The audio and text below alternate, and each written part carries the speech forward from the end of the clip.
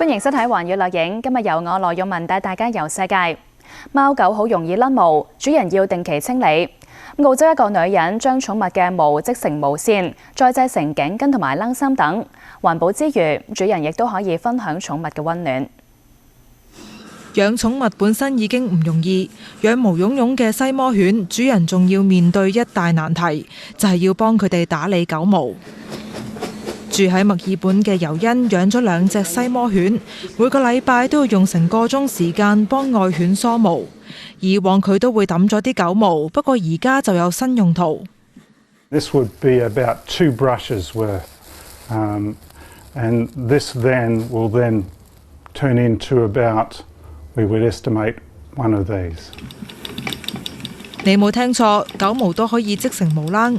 發明佢嘅人係織咗25年毛冷嘅惠特蘭。People wear jewelry with photos of their loved ones in the jewelry. Why don't you just wear your loved one on your body instead? So your loved one would be a vest or a scarf or a jacket or a hat. Other people think it's crazy, but to pet owners, it's just normal. 有狗主大讚呢一個意念貼心。Well, the nice part is it's a legacy from when they've gone. It's something you can look back on that, from those particular dogs. 除咗貓狗，惠特蘭仲會用其他材料織成毛冷。My son Richard gave me his ponytail when he was 17. I told him that when he's old and bald, I'll give him a beanie of his own hair. 喺北韓，朝鮮中央動物園同埋自然博物館分別完成工程，開放俾民眾參觀。神秘國度嘅動物園係點嘅呢？我哋一齊去參觀下。位於平壤市郊嘅中央動物園，大門係一隻張開大口嘅老虎。遊客觀賞動物之前要先入虎口。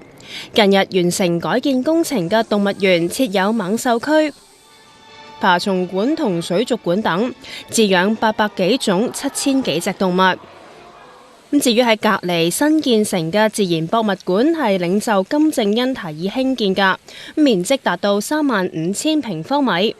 一進入自然博物館大廳，就會見到巨大嘅恐龍模型。博物館共有4層，分為宇宙館、動物館同植物館等。並設有電子閱覽室同科學技術普及室，提供消閒娛樂之餘，亦都能夠教育大眾。埃及開羅交通擠塞嘅問題嚴重，嘥時間之餘，車費亦都唔平㗎。近期當地一種新嘅交通工具投入服務，除咗更快同埋更平，乘客仲可以欣賞沿途嘅美景。一齊睇下。呢幾個乘客正登上尼羅河的士。坐快艇唔怕塞車，仲可以欣賞沿途風景。尼羅河的士計劃2014年開始試行，今年年初6艘快艇投入服務，並逐漸壯大船隊。目前喺開羅同吉薩之間就有7個碼頭俾尼羅河的士上落客，乘客可以透過電話預約尼羅河的士服務。收費就按船程而定。有乘客話，由於唔使塞車，交通費因而較平，亦都較快。坐船大家都關心安全問題，船上配有救生衣同滅火筒等，等大家安心乘搭。尼羅河的士計劃如果成功，公司未來計劃將業務拓展到埃及其他城市。近年全球蜜蜂數量持續減少，各國政府同埋環保團體相繼推出保育措施。英國倫敦有學者為蜜蜂安裝號碼牌，追蹤佢哋嘅動向同埋棲息喜好，希望可以營造適合蜜蜂生存嘅都市環境。見到佢喺公園飛嚟飛去，先唔好驚，更唔好轉身跑走。睇唔睇到佢身上嘅號碼牌呢？全球蜜蜂數量不斷下降，主要係人類城市擴展導致棲息地減少，以及使用殺蟲劑。倫敦一間大學嘅學者於是定出呢個拯救蜂群計劃。First, I pick the honeybee in my hand. It's a baby honeybee, and then I get the toothpick and I just put the tag on top of it, and then I get the super glue, and I just put a little dab of it onto the bee. Just enough to stick the tag onto it.